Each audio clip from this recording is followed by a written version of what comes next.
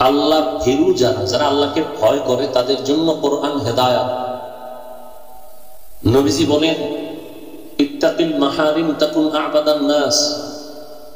ও দুনিয়ার উম্মত, আল্লাহর নিষিদ্ধ জিনিস থেকে নিজেকে ফিরাও, তো তোমার মর্যাদা আল্লাহর কাছে প্লাস মানুষের কাছে আল্লাহ বাড়ায় দিবেন। এখানে অনেক আলোচনা, আমি শুধু হুদান লিল মুত্তাকিন এই দুইটা শব্দের কথা বলে মোনাজাত দিয়ে চলে যাও। আমার পরে আছে না, শুধু হুদান লিল মুত্তাকিন এই শব্দ দুইটার কথা বলবো, আর কিছু না। আল্লাহ কোরআন কেন অবতীর্ণ করেছেন সেই কারণ এখানে বলতেছেন, যে আমি কেন কোরআন শরীফ দিলাম। কোরআন অবতীর্ণ করার একমাত্র কারণ হলো মুত্তাকিনদের হেদায়েত। মানুষ বানাইছেন আল্লাহ, এই মানুষগুলো কিভাবে দুনিয়াতে জীবন পরিচালনা করবে, শান্তিও পাবে, পরকালে মুক্তিও পাবে, সেই ব্যবস্থা আল্লাহ করে দিয়েছেন। ব্যবস্থাটা স্থায়ী করেছেন, অস্থায়ী নেই। এবং যে ব্যবস্থাটা দিয়েছেন এরা সব নির্ভুল। যেমন ব্যবস্থা দুইটা, নবী আর কিতাব। আমার রাসূল শ্রেষ্ঠ ব্যক্তি, কিতাব দিচ্ছেন এটাও শ্রেষ্ঠ, যিনি দিচ্ছেন তিনি আল্লাহ। সে আল্লাহ কেমন বলে, আল্লাহর কোনো তুলনা নেই। কিতাব দিলেন কি বলে, কোরআনুল কারীম বলে, কেমন কিতাব বলে, এটারও কোনো তুলনা নেই। কার কাছে দিলেন, রহমাতুল লিল আলামিন বলে, তিনি কেমন বলে, তার কোনো তুলনা নেই। কোন আল্লাহ দিলেন বলে যে আল্লাহ দেখলে সওয়াব। কোন কিতাব দিলেন বলে, দুনিয়ার হাজার কোটি কিতাবের মধ্যে এটা এমন কিতাব যেটা শুধু তাকায় দেখবে সওয়াব।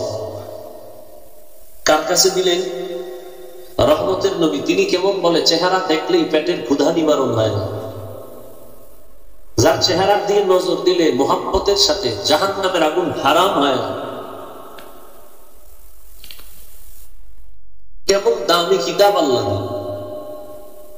যে আল্লাহ দিলেন সে আল্লাহ যেমন স্থায়ী, যে কিতাব দিলেন এটার বিধিবিধান স্থায়ী, কোনো দিন সংশোধনী লাগবে না। পৃথিবীর কোন মানুষ যদি বলে ইসলামের সংশোধনী লাগবে, ওর জীবনের সংশোধনী লাগবে, ইসলামের না। আল্লাহ নবীর মাধ্যমে 23 বছর একটা প্রেসক্রিপশন তৈরি করলেন। কিয়ামত পর্যন্ত এই শ্রেষ্ঠ ডাক্তার রহমতের নবীর এই প্রেসক্রিপশন যারা ফলো করে চলবে, এরা দুনিয়ায় বাদশা, আখিরাতেও বাদশা। ১,৫০০ বছর হয়ে গেল, রসুল নাই। রসুলের রেখে যাওয়া আদর্শ আছে না নাই? নবী চ্যালেঞ্জ দিয়ে গেছেন বিদায় বেলা। قال النبي صلى الله عليه وآله وسلم تركت فيكم أمرين لن تضلوا ما تمسكتم بهما كتاب الله وسنة رسوله। নবী বলেন, আমি দুই জিনিস রেখে বিদায় নিয়ে যাই, চ্যালেঞ্জ দিয়ে গেলাম, যদি এই দুই জিনিস কেউ ধরে রাখো তোমার ঈমানও যাবে না, সম্মানও যাবে না।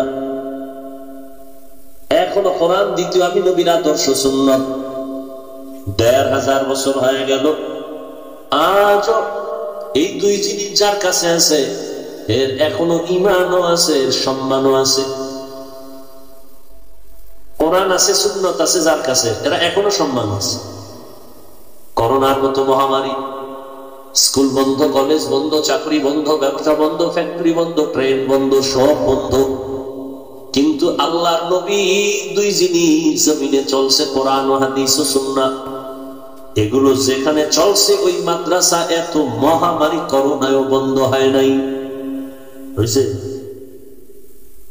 মহামারী করোনায় মরবে না যারা, তারা 3-4 মাস্ক লাগাইছে, একটা না কয়টা, 3টা মাস্ক লাগায় বসে আছে, মরবে না। কিন্তু সেই সময় আমার দেশের টুপিওয়ালা উলামায়ে কেরাম শত শত করোনার লাশ নিজের কাঁধে নিলেন, গোসল করাইলেন, দাফন করাইলেন, জানাজা পড়ালেন।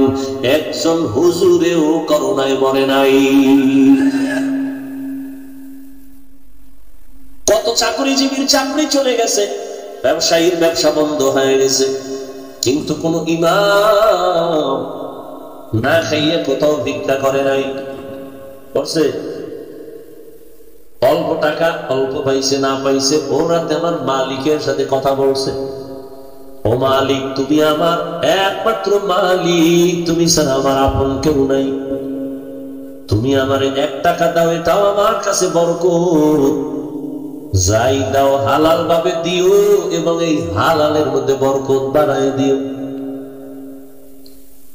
রহমতের নবী বললেন, কোরআন আর আমার আদর্শটা ধরে যারা রাখবা, তোমাদের ঈমানও যাবে না, সম্মানও যাবে না।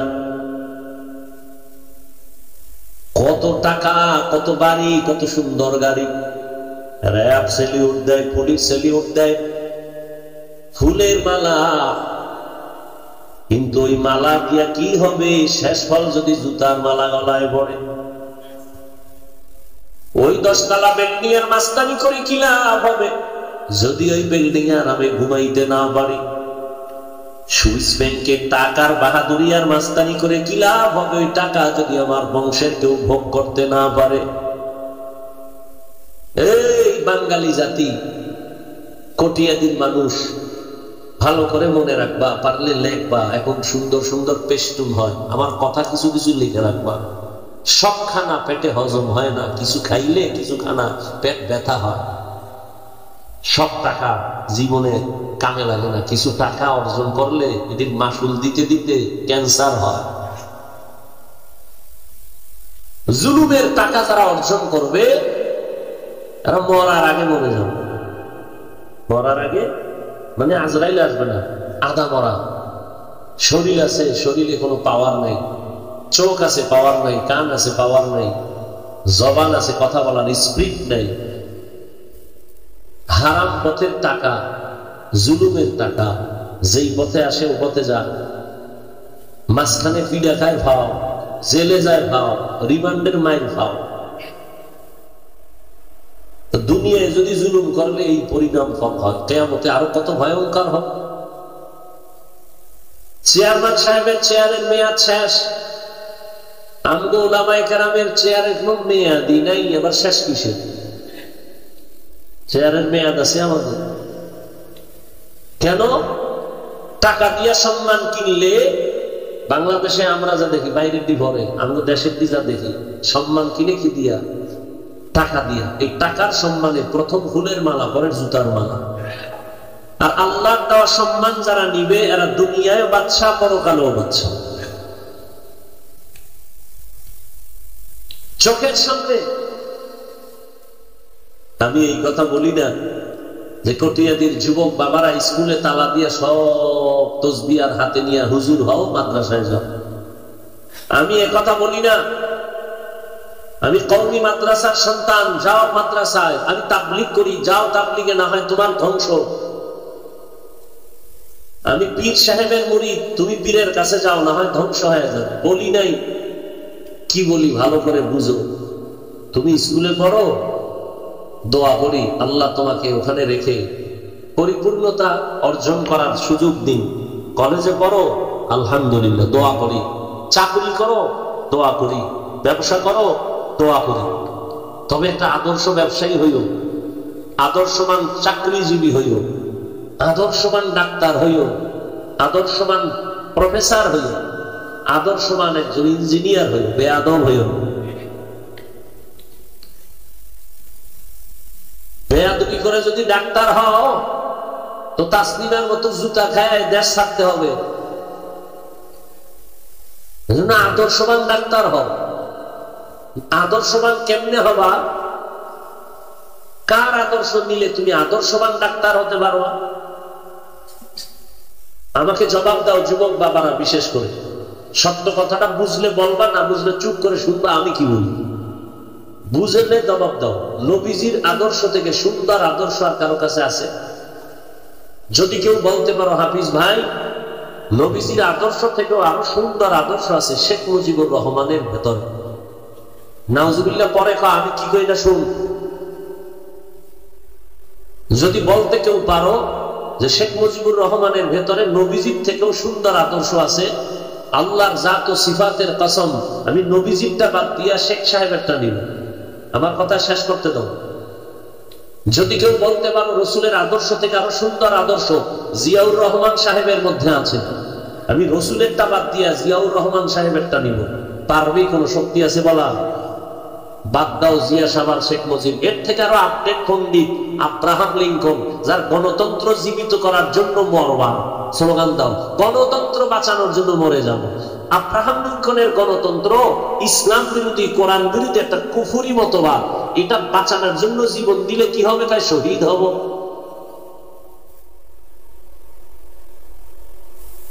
আব্রাহাম লিঙ্কনের এই আদর্শ দুনিয়াওয়ালাকে শান্তি দিতে পারছে? গণতন্ত্রের মানে কি? ঘরে আগুন জ্বালাও। গণতন্ত্রের মানে কি? মানুষ হত্যা করো। গণতন্ত্রের মানে কি? স্বার্থে আঘাত লাগলে দল থেকে নাম কাটো না, পাল্লা কাটো। কথা বলেন না? গণতন্ত্রের মানে কি? কেউ খাবে কেউ খাবে না, নিচে খায় ঘুমাবো আর খবর নিব না, এমন তো এটা হচ্ছে। ইসলাম বা কোরআনে যে রাষ্ট্রের ব্যাপারে আল্লাহর আইন আছে, এটা মানুষের অন্তরে নাই বললেই চলে। মানুষ মনে করে ধর্ম আলাদা, রাজনীতি আলাদা। সিনিয়র পানি এক জায়গায় মিললে যেমন আলাদা হয় না, ধর্ম আর রাজনীতি দুটোটাকে আলাদা হয় না। আমাকে বলেন, সত্য কথা বলবেন, মিথ্যার দরকার নেই। রাসূল রাষ্ট্র চালাইছেন, আবু বকর ওমর ওসমান চালাইছেন, সুলাইমান নবী গোটা দুনিয়া চালাইছেন, ইউসুফ নবী মিশরের অর্থমন্ত্রী ছিলেন। এই সমস্ত ঘটনা কোরআনে আছে। কেন বলেন ইসলামে রাজনীতি নাই? কেন বলেন কোরআনে রাজনীতি নাই? হ্যাঁ, আপনার চান্দাবাজি আর ধান্দাবাজি, এই বেয়াদবিমূলক পচা রাজনীতি কোরআনে নেই।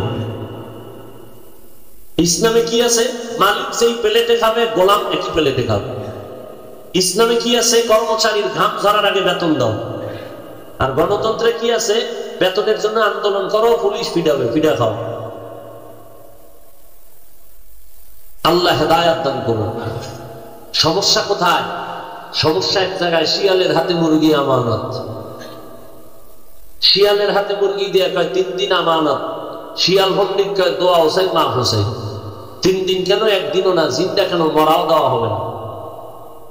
শিয়ালের হাতে মুরগি আমানত দিলে যা হয়, ধর্মের চাবি সুৎখোর আর বেনামাজির হাতে দিলে তো তাই হয়। তুমি যেইভাবে ঠিক কইলা, বেনামাজির হাতে, সুৎখোরের হাতে ধর্মের চাবি দিছে জিবরাইল। কে দিছে? কারা দিছে বলো? ভোটের আগের রাত্রে ইসলাম চাইবে চিৎকার দিছো, ভোর রাত্রে হারাম টাকা খাইয়া সকালবেলা কেবলা ঘুরাই দিছো। আজকে এখানে বয়ান করে গেছে হেদায়েতুল্লাহ আজাদি দামাত বারাকাতুহু, রানিং চেয়ারম্যান। বিবারিয়া আছে আমজাদ হোসেন আশরাফি মাওলানা দামাত বারাকাতুহু। নোয়াখালী আছে খালেদ সাইফুল্লাহ সাহেব, পুরা মানুষ, হাঁটতে পারে না লাঠি ছাড়া। সেই বেচারা সাইকেলের পিছে চাউল লইয়া সরকারি বরাদ্দ মানুষের বাড়ি যে মেপে মেপে দিয়ে আসে। জনগণের দায়িত্ব আলেমরা পাইলে কিছু হবে না, তবে চুরি হবে না, দুর্নীতি হবে না। কিন্তু আলেমরা একটু চায় না। আলেমরা কি চায়? তোমরা চালাও, জুলুম করো না। আলেমের টাইম নেই তো। ওই যে ধর্মমন্ত্রী হিসেবে খালেদ সাহেব না, হুশ নাই, মাদ্রাসায় ক্লাস বন্ধ, ওই বিদেশ সফর, এখানে সফর, পাবলিকের কি তালা জ্বালা, এরপরে ফেসবুকের গোলামদের যে ধাক্কা ধাক্কি, খাওয়ানোর টাইম পায় না, সারা দেশে ওয়াজ করবে, মানুষকে বুঝাবে, সেই টাইম নেই। আলেমরা আসলে এগুলো চায় না। তোমারে ভয় খেলে জুলুম করবা, এখন কি করার, এই জন্য জোর করে নিতেছে, মানুষের ভুল বুঝাবা, এটা তো হবে না। এই জন্য আলেমরা ময়দানে নামছেন। এক সময় তো আলেমরা কোনোদিন মাঠে ময়দানে মিছিল করেন, কোনোদিন। তোমরা বয়ে বয়ে খোসা দিবা আর আলেম চুপ থাকবে, এটা কেমনে হয়? রাতের আধারে যায় যদি হামলা করো টঙ্গীর মাঠে, তা আলেম কেমনে ঘুমায়? আল্লাহ হেদায়াত দান করুন। এটা কোনো মানুষত্ব, এটা কোনো ইসলাম, এটা মানবতা।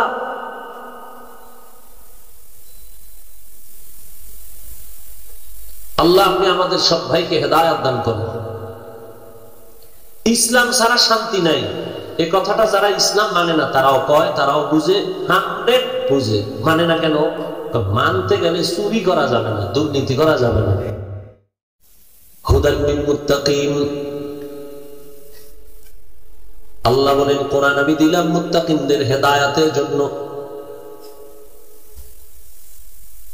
অন্য আয়াতে আল্লাহ বলেন কোরআন আমি কেন অবতীর্ণ করেছি? শাহরু রমাদান আল্লাযী উনজিলা ফীহিল কুরআন হুদাল লিন-নাস ওয়া বাইয়িনাতিন মিনাল হুদা ওয়াল ফুরকান।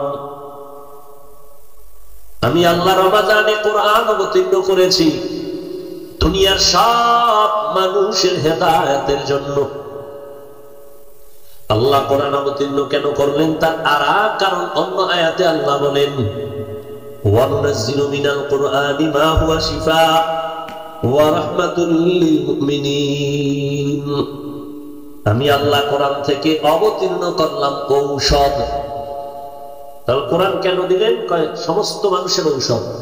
কোরআন কেন দিলেন? সব দুনিয়ার মানুষের হেদায়েতের জন্য। কোরআন কেন দিলেন? মুত্তাকিনদের হেদায়েতের জন্য। দুনিয়ার সব মানুষের জন্য যদি কোরআন ঔষধ হয় তাহলে দুনিয়ার সব মানুষ রোগী, কারণ রোগী ছাড়া কেউ ঔষধ সেবন করে না। কোরআন আল্লাহর দেয়া একটা ঔষধ। সারা দুনিয়ার মানুষ কেন রোগী? বলে একমাত্র কারণ এই মানুষগুলো রোগী হওয়ার কারণ হলো এদের ঈমান নাই। ঔষধ কি বলে? কোরআন। আল্লাহর কোরআন এমন একটা কিতাব, দুনিয়াতে আসা থেকে মৃত্যু পর্যন্ত তোমার জীবন ও যে কোনো বিষয় সব সমাধান কোরআনের মধ্যে দেওয়া আছে। দুনিয়ার শুরু থেকে কিয়ামতের পর পর্যন্ত জান্নাত জাহান্নাম সব কিছুর ঘটনা ইতিহাস আল্লাহ কোরআনে বলেছেন। দুনিয়ার আর কোন কিতাব নাই যে দুনিয়ার শুরু থেকে দুনিয়ার আগে কি ছিল, দুনিয়ার পরে কি হবে, এগুলো আল্লাহ কোরআন ছাড়া আর দ্বিতীয় কোনো কিতাবে নাই। এটা এমন একটা কিতাব যে কিতাব ধরলে সওয়াব, পড়লে সওয়াব, দেখলেও সওয়াব। এমন একটা কিতাব আল্লাহ দিলেন যে কিতাব আল্লাহ নিজে হেফাজতের জিম্মাদারি নিয়েছে। যার কাছে দিলেন তিনি রাহমাতুল লিল আলামিন। কেমন মায়ার নবী যে আল্লাহ বলেন, আমি কোরআন যেমন হেফাজতের জিম্মা নিলাম, আমি নবী আপনাকেও হেফাজতের জিম্মাদারি নিলাম। এই উঠোকা ব্যারাম, বিড়ি টানতে যাবি কি? ব্যারাম কেন? উঠার ব্যারাম থাকলে ঢুকছো কেন ভিতরে? কত মানুষ বাইরে দাঁড়ায় আছে, খায় গিয়ে বিড়িটাই না আবার আইব, টেনশন নেই। ভিতরে কত আলেম ওলামা বসা আছে, সাদা দাড়িওয়ালা মুরব্বীরা, এদের ডেঙ্গিয়ে যে বের হও, একটু ভয় লাগে না? যে এত হাজার মানুষ এখানে সেই জোহর থেকে বসা, একটা মানুষ ওঠার সাহস করে না, তুমি উঠো, এত ব্যারাম কেন তোমার? ভয়ান করো। ভাবতেছি আল্লাহ আল্লাহরা কইতো মরে গেলে ভালো, আরে আমরা বাঁচার জন্য চেষ্টা, এরা মরতে চাই না, এখন খুব দিনটা চাইতেছে মরে যায়। ভালো লাগে না দুনিয়ার হালাত। ওই যে বললাম না ওখানে জাহান্নামের মার্কেট, ওয়াজে বেহেশতের বাগানে বয়ে মোবাইলের ছবি খুব গুণা, হেদিনের সোরা করার সোরা, কান্তে হাত দিয়ে ছবি তুলে একটা হুজুর বেয়াদবি মাফ করবেন, একটা সেলফি যদি আল্লাহ কিয়ামতে ইনশাআল্লাহ মাফ করে।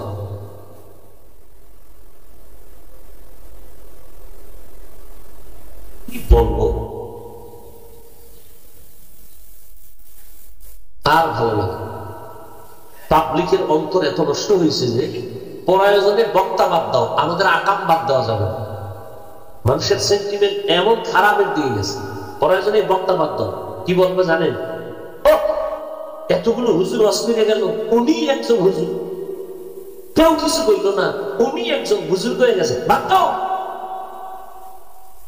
ওনার দাওয়াত না দিলে কি হয় দেখি, আর আমি বলি তোমার এখানে না আইলে দেখি আমার কি হয়।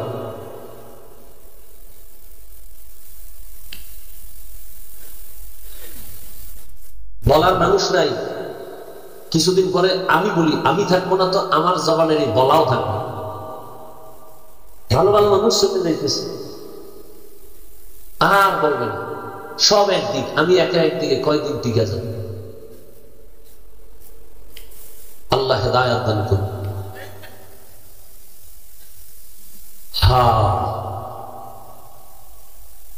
তো আল্লাহ কোরআন দিলেন মুত্তাকিনদের হেদায়েতের জন্য।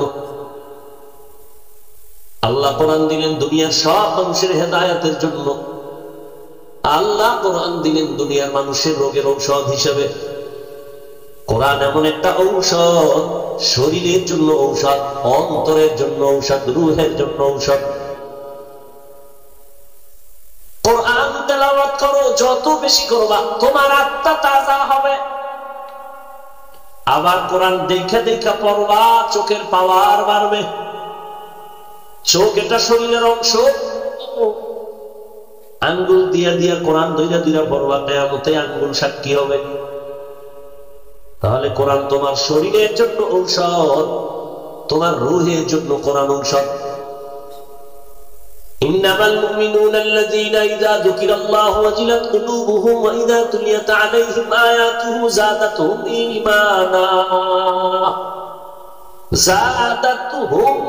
ঈমানা ওয়া আলা রাব্বিহিম ইয়াতাওয়াক্কালুন।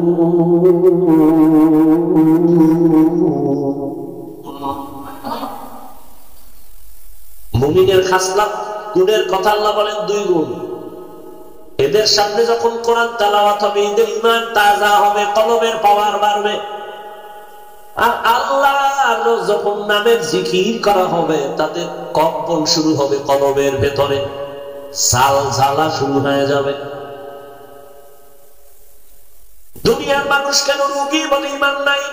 বলে ঈমান যাগো আছে তারাও কি রোগী? বলে হ্যাঁ। কেন? বলে তাদের আমল নাই। বলে যাদের আমল আছে তারাও কি রোগী? বলে হ্যাঁ। বলে কেন? বলে আমল আছে ঠিক, তবে আমলে তাকওয়া নাই, ইখলাস নাই। ওয়া মা উমিরু ইল্লা লিয়া'বুদুল্লাহা মুখলিসিনা লাহুদ্দীন।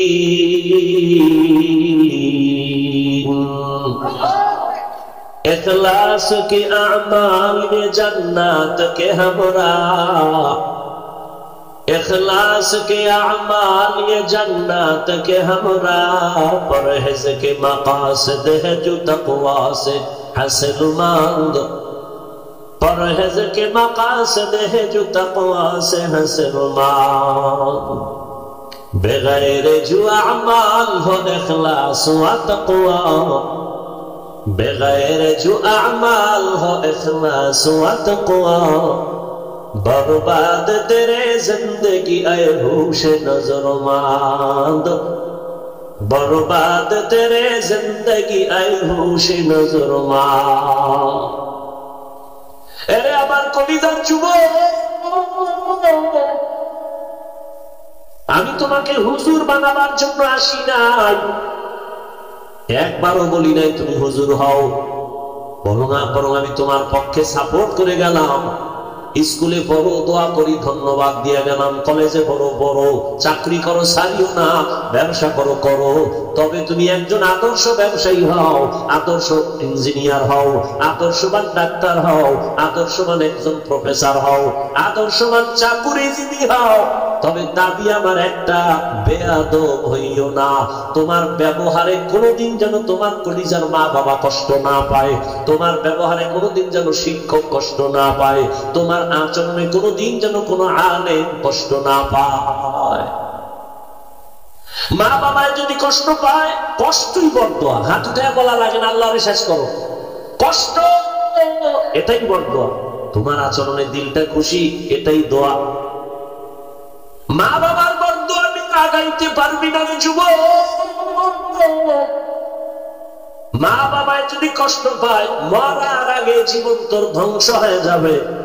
শিক্ষক যদি তোর ব্যবহারে কষ্ট পায়, শিক্ষা জগৎ থেকে হারিয়ে যাবি। আলেম যদি তোর আচরণে কষ্ট পায়, জীবনে চরিত্র নিয়ে দাঁড়াতে পারবি না, কপাল পুড়ে যাবে। চোখের সামনে দেখতেছো কেন বুঝো না রে বাবা? ডাক্তার হইল আদর্শবান ডাক্তার, ডাকাত হইব না।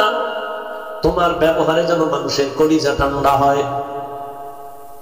আর এই আদর্শবান যদি হতে চাও, দুনিয়াতে তো আদর্শওয়ালার অভাব নাই। আব্রাহাম লিঙ্কনের আদর্শ, মাও সেতুনের আদর্শ, লেনিনের আদর্শ, কার্ল মার্ক্সের আদর্শ, এক কথায় জবাব। দুনিয়ার সমস্ত মানুষের আদর্শগুলো নাপাক, মদিনাওয়ালা নবীর আদর্শই হলো একমাত্র পাক।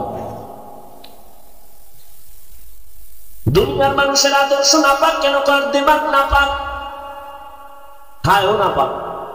3 বেলা ভাত খাই আমাদের বোতল নিয়ে দৌড়ায়, গাঞ্জা খায়, বিড়ি টানে, ওর দিমাগ ঠিক আছে? কথা হয় না। মদ পান করে কেউ জিকির করছে? মদ পান করে বউরে মা কয়া ডাকে, মদ পান করে ঠিক মতো তার বস্ত্র থাকে না, গালাগালি করে, পাগলের মতো হয়ে যায়, মাতাল হয়ে যায়, মাঝে মাঝে বলে গোটা দেশ এখন আমি চালাই। বউ কয় ঘরে চাল নাই, কে তো বোতলের দোষ আমার কি? যেই লোকটা মদ পান করে বউরে মা কয়, ওর দিমাগ ঠিক আছে? এই দিমাগ দিয়া যদি যত থিওরি আবিষ্কার করবে সব নাপাক, নাপাক। আর আমার নবীরটা কেন পাক? কারণ আপনার আমার নবী নিজেই পবিত্র একজন নবী। কেমন পবিত্র! নবী কলিজাটা দিয়া যুবকের মোহাব্বত হয়ে গেছেন, পানিও দিয়ে গেছেন। এই যুবকেরা, আমি মোহাম্মদ দুনিয়াতে এমন অবস্থায় আসছি, আব্বা বলে ডাক দিতে পারি নাই। 6 বছরে মা হারা অসহায়, চতুর্মুখী দুশ্মন আমাকে মারার জন্য রেডি, রাস্তায় আমারে কাটা দিয়ে আটকায়, ঘরের চতুর্দিকে আটকা আমাকে হত্যা করবে। এমন বিপদের সময় আমি আব্বা জানেরও ডাকতে পারি না, আব্বুরেও বলতে পারি না মা দোয়া করো বিপদ আছে। ওই সময় আমার এত কঠিন হালাত, ওই সময় জমিনের যুবকেরা মুহাম্মদের উপকার করেছে, বুড়ারা বিরোধিতা করেছে। ও যুবক, বয়স মাত্র 25 থেকে 30, বলো তুমি রহমতের নবীর উপকার কি করেছে জীবনে?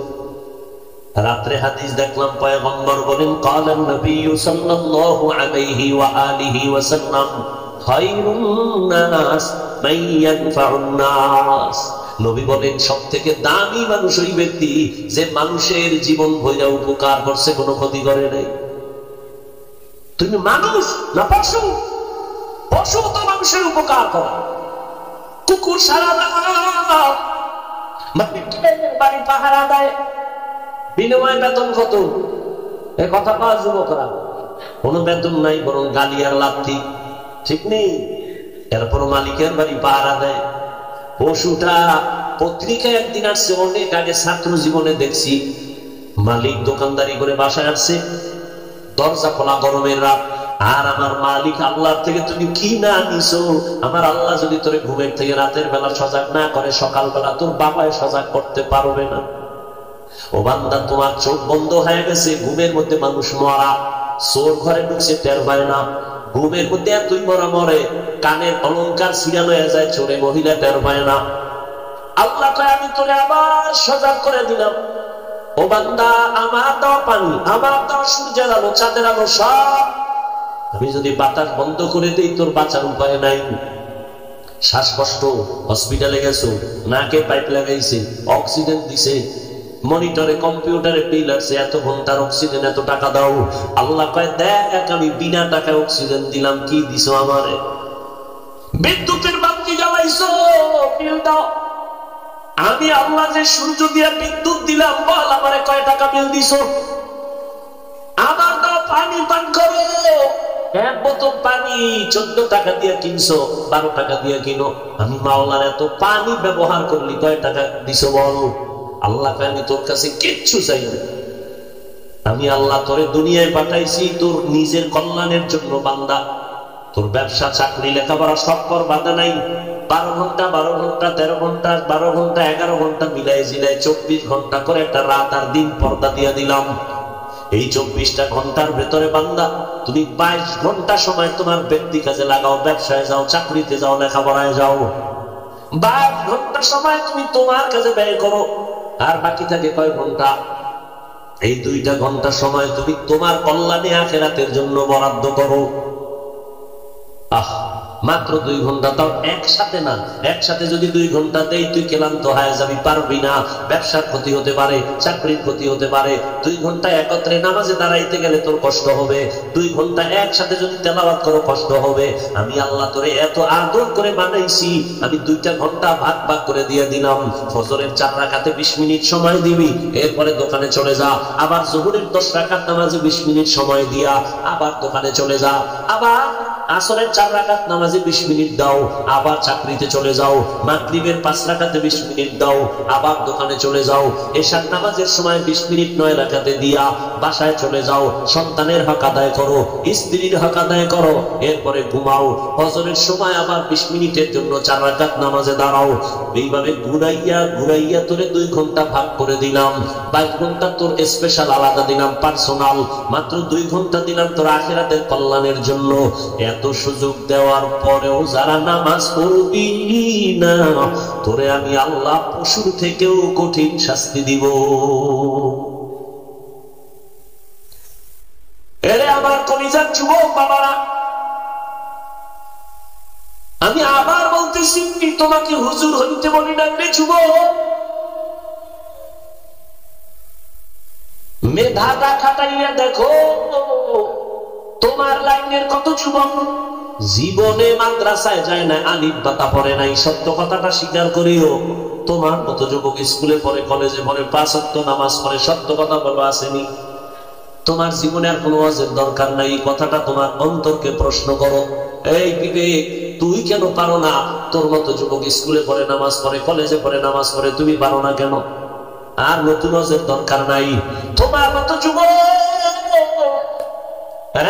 পুলিশ বিটিআরের চাকরি করে, দাড়িওয়ালা নামাজি, বলো তুমি কেন পারো না? তোমার মতো জেনারেল লাইনের সন্তান, ডাক্তার, প্রফেসর, ইঞ্জিনিয়ার, 5 বেলার নামাজ পড়ে। ঢাকা বিশ্ববিদ্যালয়ে যাও, জাহাঙ্গীরনগরে গিয়ে দেখ তোর মতো ছাত্র, মাথায় পাগড়ি, দাড়ি, জামা বড়, মনে হয় মসজিদের গতি। জিজ্ঞাসা করলাম, ভাই কোন মসজিদে আছো? কয় জীবনে আরবি পড়ি নাই। মসজিদ আবার কিসের? এই রং কেন? বলে উলামায়ে কেরামের দোয়া লাগছে। তুমি পারো না কেন? তোমার কপালে কার অভিশাপ লাগছে? চিন্তা করো, মাস্তানি কইল না। আল্লাহর দেওয়া সব খাইয়া আল্লাহর বিরোধিতা করো, আবার মাস্তানি। গ্রামে বলে এমনি চোরের চুরি আরো সিনা জুরি। তোমার মতো বান্দা যদি জেনারেল লাইনে থাইকা রাস্তায় গাড়ি চালায়, নামাজ পড়ে, তুমি পারো না কেন রে বাবা? তোমার মতো যুবক ময়দানে কৃষি কাজ করে, নামাজ ছাড়ে না, বলো তুমি কেন পারো না? তোমার উপরে কার অভিশাপ লাগছে? আল্লাহ তোমার উপরে বেজার হয়ে গেল কেন? তোমার মতো বান্দা কোটি টাকার ব্যবসা করে, হারাম খায় না, নামাজ ছাড়ে না, তুমি কেন পারো না? তোমার কপালে অভিশাপ। কারণ হলো, গাছ ভালো হলে ফল ভালো হবে, আম্মাজানের আদর্শ ভালো হলে সন্তান ভালো হবে। পৃথিবীর শ্রেষ্ঠ একজন দার্শনিক বুজুর্গ ইমাম গজালি রাহমাতুল্লাহ আলাইহি লিখেন, প্রত্যেকটা সন্তানের জন্য মা হলো প্রাথমিক শিক্ষিকা। মা যা শিখাবে তাই শিখবে। এই পাগলেরা, পরীক্ষা করিও দুনিয়া দুনিয়া কইরা কিছুই ভাবা না, সব হারাবা। এ যারা দুনিয়া দুনিয়া করে, ওরা দুনিয়াও পায় না, আখেরাত তো নাই। দুনিয়া দুনিয়া করে কেন? 2 জিনিসের জন্য, সম্মান আর আরামে খামু আর ঘুমামু। একটারও শান্তি নেই। খবর দেখেন, দুনিয়া দুনিয়া কইরা যারা আল্লাহরে ছাড়ছে, ওগো সম্মানও নাই, শান্তিও নাই। বউ দিয়া জ্বালা, মাইয়া দিয়া জ্বালা, ছেলে দিয়া জ্বালা, এরপরে অন্তর জ্বালা, বাইরের জ্বালা, মামলা হামলার জ্বালা। ঠিক নি? সম্মানও নাই। তো এই টাকা পয়সা দিয়ে কি লাভ হবে? জীবনের সব থেকে বড় দামি পুঁজি সম্মান। এই জন্য আদর্শ নিয়ে সামনে আগাও, নবীর আদর্শের মালা গলায় লাগাইও। ডাক্তার হইলেও তোমার নামে একটা সুন্দর ইতিহাস লেখা হবে, প্রশংসার ইতিহাস। তুমি ডাক্তার হইয়াও মানুষের উপকার করছো, নামাজ ছাড়ো নাই, তোমার নামে সুন্দর ইতিহাস লেখা হবে। কবি নজরুলের ইতিহাস পড়ো, কত গর্ব করো। তোর মতো যদি সারা রাত মোবাইল, রাতের বেলা মোবাইল হাতে নিয়ে আকাম করতো, জীবনে কবি নজরুল হতে পারত না। সারা রাত মোবাইলের দিকে তাকাইয়া কবিরা গুনাহ করেছিলেন যুবক, যে কারণে তোর চেহারার মধ্যে কোনো নূর নাই। সারা রাত মোবাইলে গুনাহ গুনাহ গুনাহ, কবিরা গুনাহ দেখার কারণে কিডনি তোর ড্যামেজ হয়ে গেছে, খবর নাই। তোর হাত দুর্বল, খবর নাই। তোর চোখে ব্যথা বেড়ে গেছে, মাথা ব্যথা বেড়ে গেছে, শক্তি নাই, কানের পার্স নষ্ট। তোর হাত দুর্বল, তোর কিডনি দুর্বল, চরিত্র নাই, লেখাপড়াও নাই, আছে বলতে কিছুই নাই। আছে একটা রুহু, এটা গেলে তুইও নাই। হাসিস না, লজ্জা থাকলে তোর শিখরাইয়া কান্না উচিত। তুই যে পরিমাণ আকাম করছো, তুই জানোনি আল্লাহ না করুন তুই এখন মরলে তোর মা খুশি হবে?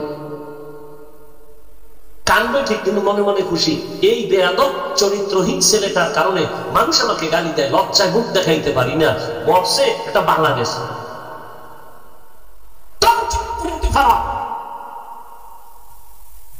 এই মোবাইলের কারণে মায়ের সাথে বেয়াদবি করেছে সন্তান, এই মোবাইলকে কেন্দ্র করে বাবার সাথে গাদ্দারি করেছে, এই মোবাইলকে কেন্দ্র করে মা বাবার কত টাকা চুরি করেছে হিসাব কর। বানাই বলতেছি, এই মোবাইলকে কেন্দ্র করে শিক্ষকের সাথে বেয়াদবি করেছো, এই মোবাইলকে কেন্দ্র করে কত মুরব্বী আলেমের সাথে বেয়াদবি করেছো। তাহলে বোঝা গেল তোর মধ্যে কিছুই নাই, চরিত্র নাই, কিডনি নাই, হার্ট নাই, ব্রেন নাই, মেধা নাই, চোখের পাওয়ার নাই। আমারটা বিশ্বাস করবি না, কপাল খারাপ।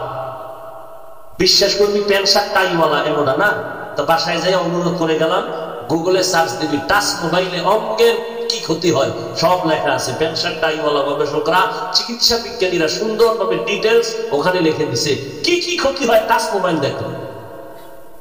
এরপর মানবি না? ও আমার কপিলার যুবক, আর কত কবিরা